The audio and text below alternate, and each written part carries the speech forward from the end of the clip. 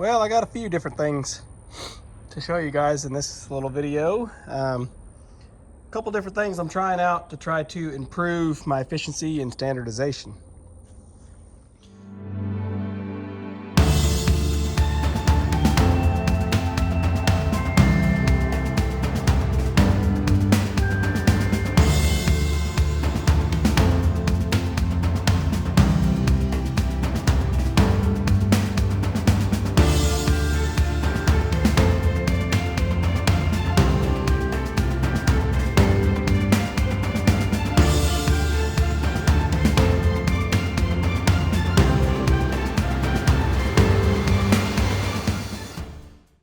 Okay, so the first, and I haven't talked about it a lot, maybe not at all, but something I've been working on is I'm getting a rack built so that I can, when I'm stacking and stickering wood coming right off the mill, I want to have it all in uniform sized bundles.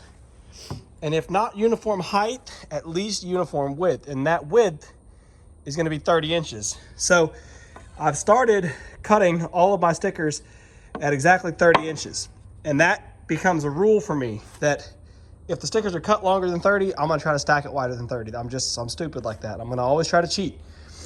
But why 30? Well, because the trolley on the kiln is 60. So I can put two 30-inch stacks side by side. Now, as far as the height, if you have common stacks coming all the way up and the stacks are always the same width, it doesn't matter what the height is necessarily, because you can stack different height bundles beside each other, as long as the only thing with that is when you go to unload, you've always got it, for me anyway, because I can't get to both sides of my kiln yet, maybe someday, but right now I can't get to both sides. And so for me to unload, I'll have to unload these ones in the front to get to the ones in the back. So what I'm trying to do, I had this bundle of quarter sawn white oak, and I'm actually going to do this. I know it's going to be more handling, but I'm going to do this as a little bit of a test. I'm going to put this in the kiln right now. It's only been air drying for about a month. But I'm going to put it in, I'm going to start the kiln slow and low over the course of about 10, 12 days. And then when I go to try to take the kiln all the way to full temperature, then I'm going to take this out. So I'm just throwing it in here right now to kind of try to cheat and see if I can gain a little bit on the drying time. Plus, I've got the space in the kiln to do it right now. So I'm just trying to kind of fill the kiln with whatever I can find that needs a little bit more work on it. So that's the plan anyway. Hopefully I don't blow it all up. And if I do, well, lesson learned, because I have got to learn how to dry my white oak faster without destroying it. Everyone says it's pretty much impossible, so I'm going to experiment and see what I can figure out. I'm just going to have to. So anyway, that's it for now. I'm stacking this bundle here. I'm stacking it off the forks, even though it was already kind of in a relatively uniform sized bundle. It was not a 30-inch wide bundle. It was like 36, 24 to 36, something like that. So trying to make it a nice, even, uniform sized bundle as much as possible. The other thing is this dunnage that I cut. And one of the struggles with having a kiln like this where you're loading different size, and everybody always says, oh, we're supposed to load all the same size stuff at the same time, and that makes it easier. Well, yeah, sure, fine. That's a good point. But that's rarely the case for anybody like me that's running a small operation with a kind of custom drying kiln setup. Is we rarely have a big volume of a bunch of stuff that's all the same size. So I'm constantly having lumber where, you know, it sticks over a little bit or it's a little bit short or whatever. And so then I have to use dunnage like this to level up the piles.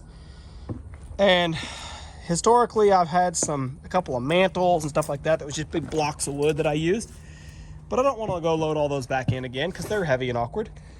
So I had a bundle of red oak 3x3 that I had sawn to be table legs, basically table leg stock.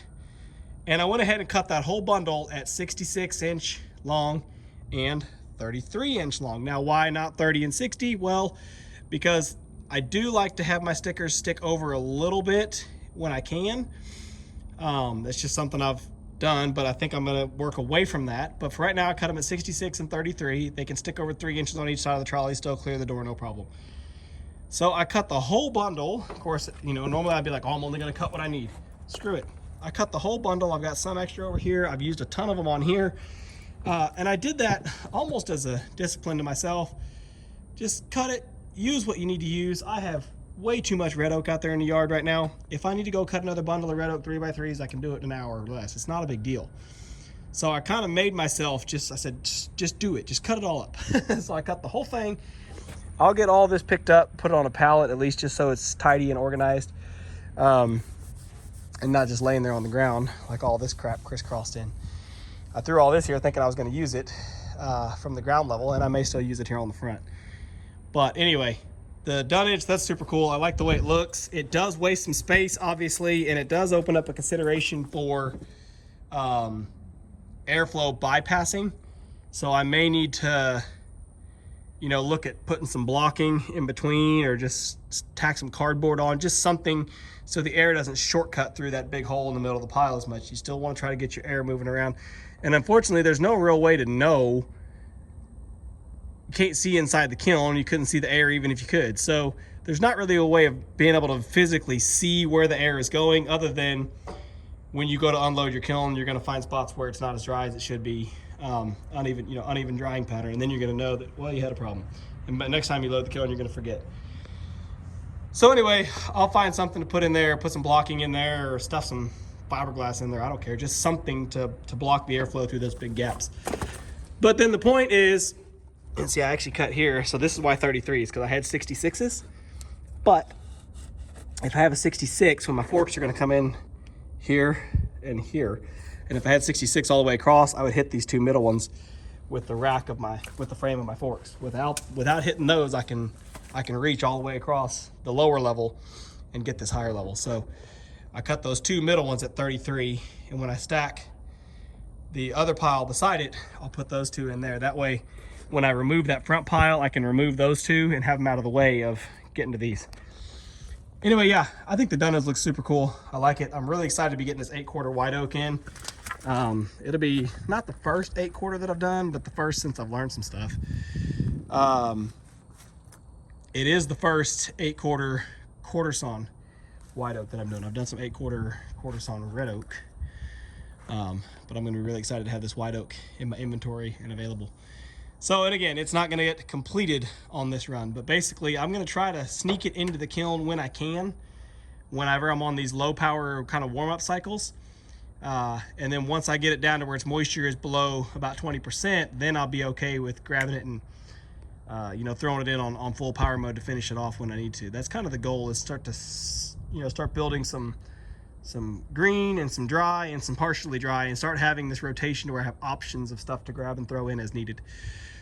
But anyway, yeah, the whole point of this video really was standardizing the size of the bundles, the widths of the bundles specifically, and cutting the dunnage.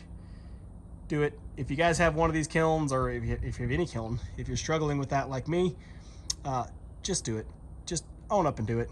Quit trying to be cheap. Quit trying to be, tight like me and only cut just a little bit that you need. No, just do it. Just cut you a big pile so you don't get slowed down next time. And yeah, it's all going to work out better, and you'll be able to do more faster next time.